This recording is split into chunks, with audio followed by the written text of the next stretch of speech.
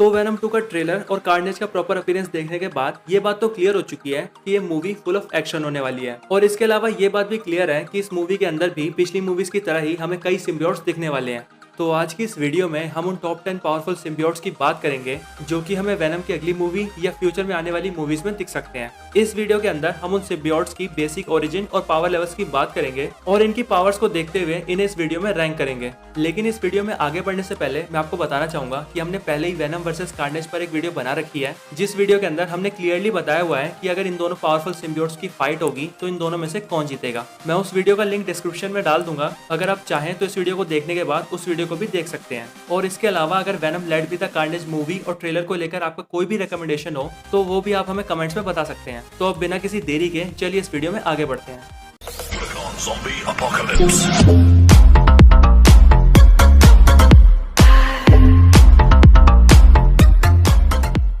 तो अगर आपने वेनम मूवी देखी है तो आप सिम्बियोट्स को तो जानते ही होंगे, पर अगर तब भी नहीं जानते तो मैं आपको बता दूं कि सिम्बियोट क्लेंटार प्लेनेट की एक एलियन रेस है जिन सिम्बियोट्स को अपनी पावर्स एंड एबिलिटीज का इस्तेमाल करने के लिए एक होस्ट की जरूरत पड़ती है, जिसके बाद जाकर ही वो अपनी पावर्स को यूज कर पाते हैं। इन सिम्बियोट्स की सबसे खास बात ये होती है कि इन सिम्बियोट्स की नेक्स्ट जनरेशन हमेशा इनसे ज्यादा पावरफुल और एडवांस होती है। तो यही कुछ बेसिक इन्फॉर्मेशन थी इस एलियन रेस के बारे में, और मे बी ये इन्फॉर्मेशन बहुत से लोगों को पता भी होगी। अब बात कर लेते हैं उन टॉप 10 मोस्ट पावरफुल सिम्बियोट्स के बारे में जिनको बताने के लिए हमने इस वीडियो को बनाया है।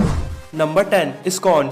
इस्कॉन का फर्स्ट अपीयरेंस कार्नेज के इशू 4 में दिखाया गया था। इस्कॉन बेसिकली कार्नेज का ऑफस्प्रिंग है, क्योंकि इस्कॉन को माइकल हेल ने कार्नेज की स्पॉन से बनाया था। इसकी पावर्स एंड एबिलिटीज की बात करें तो इसके पास भी सभी सिम्बियोट्स जैसी पावर है, और इसके अलावा ये अपने होस्ट की मेमोरी को पढ़ भी सकती है और उसे मिटा भी सकती है। ये किसी भी सिम्बियोट को ट्रैक भी कर सकती है, और तो और ये अपनी टेक्नो हाइब्रिड एबिलिटी की हेल्प से किसी भी मशीन पर पूरा कंट्रोल करके उसे प्रोग्राम, स्कैन और डिफ्यूज भी कर सकती है।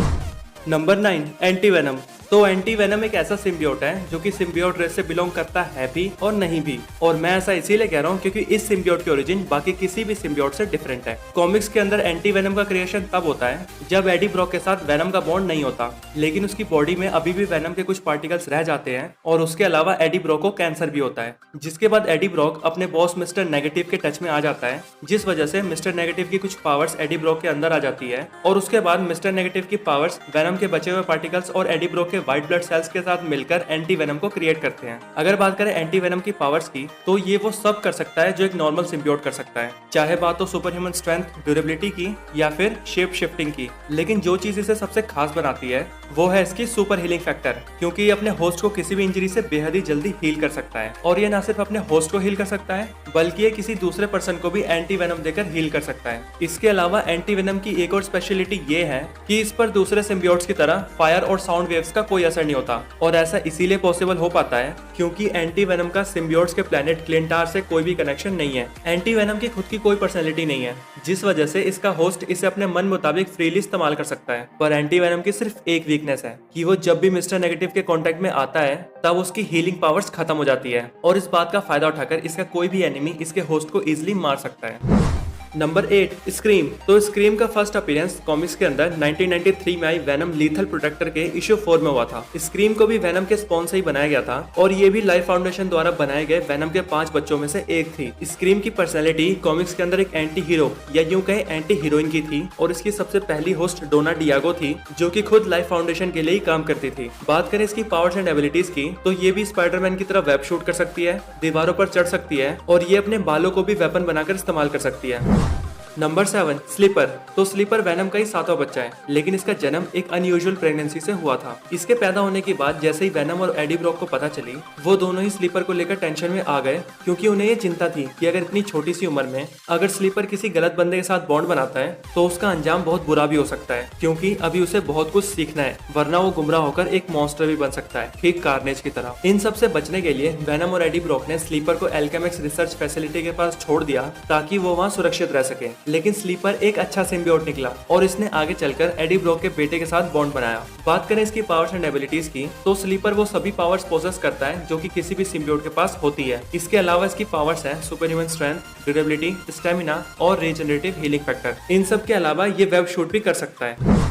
Number 6, hybrid. तो हाइब्रिड का नाम हाइब्रिड इसीलिए पड़ा है क्योंकि ये 4 अलग अलग सिम्बियोट से मिलकर बना है, जो कि है रायट, फेज, लैशर और एगोनी। दरअसल इन चारों सिम्बियोट्स के होस्ट को स्क्रीम ने मार डाला था, जिसके बाद इन चारों ने मिलकर एक दूसरे के साथ ही बॉन्ड बना लिया और तभी से इनका नाम पड़ा हाइब्रिड। हाइब्रिड एक ऐसा सिम्बियोट है जो कि जिसके साथ भी बॉन्ड बनाता है उसके अंदर 4 अलग अलग सिम्बियोट्स की कॉन्शियसनेस और पर्सनैलिटी आ जाती है। बात करें हाइब्रिड की पावर्स की तो इसके पास भी हर सिम्बियोट की तरह सिम्बियोटिक पावर्स हैं, लेकिन ये स्पाइडरमैन और वेनम की तरह वेब शूट कर सकता है और एक खास बात ये कि ये सिम्बियोट हर वक्त गुस्से में ही रहता है। हाइब्रिड 4 सिम्बियोट से मिलकर बना है, जिस वजह से इसके पास 4 सिम्बियोट्स की पावर है जो कि इसे बेहद ही ताकतवर बना देती है।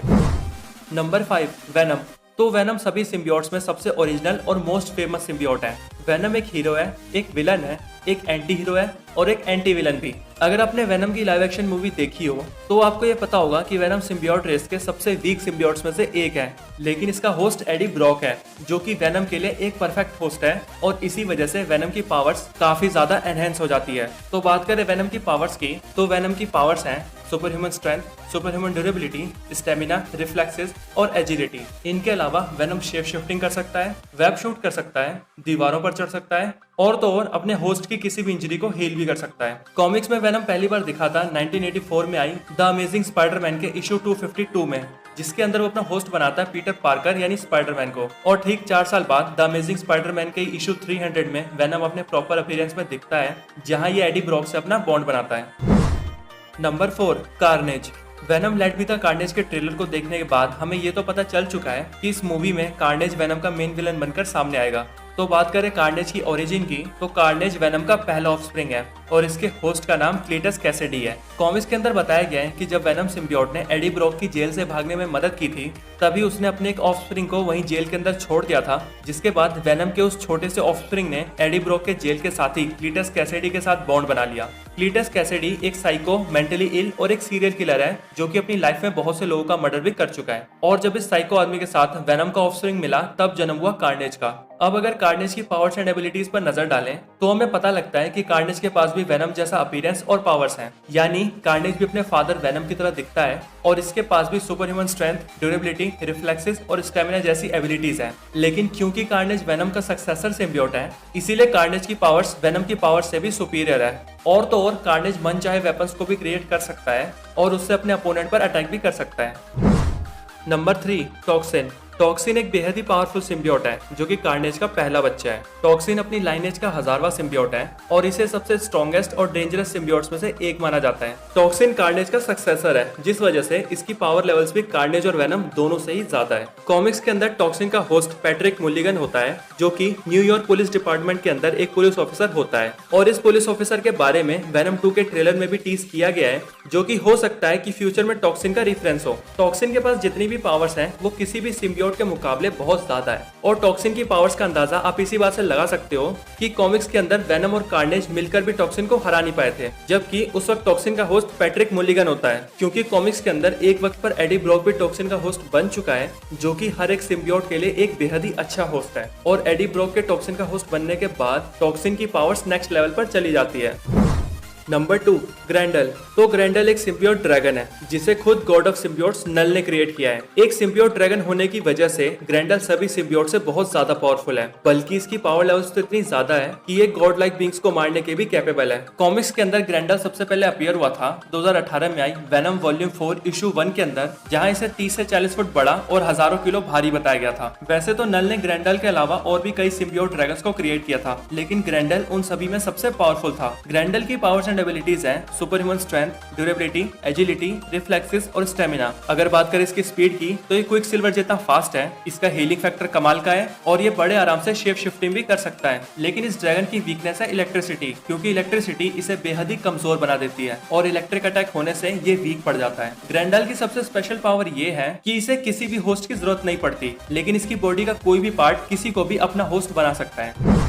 नंबर 1, नल। तो नल सभी सिम्बियोट्स का गॉड है और इसी ने डायरेक्टली और इनडायरेक्टली सभी सिम्बियोट्स को क्रिएट किया है। अगर बात करें नल की कॉमिक बुक ओरिजिन की तो नल बिग बैंग से भी पहले से ही इस यूनिवर्स में एग्जिस्ट करता है। नल हमेशा अंधेरे में ही रहता था और इसे अंधेरे से ही प्यार था, लेकिन तभी सेलेस्टियल्स ने आकर उन खाली और अंधेरी जगहों पर आकर दुनिया को बनाना शुरू कर दिया और उन अंधेरी जगहों को रोशनी से भरने लगे, जिन्हें देखकर नल बहुत ज्यादा गुस्सा हो गया और उसने उन सेलेस्टियल्स पर हमला कर दिया, जिसके बाद नल ने अपनी परछाई से सिम्बियोट रेस को पैदा किया। अगर बात करें नल की पावर्स की तो इसने बहुत से सेलेस्टियल्स और गॉड लाइक बींग्स को मार रखा है।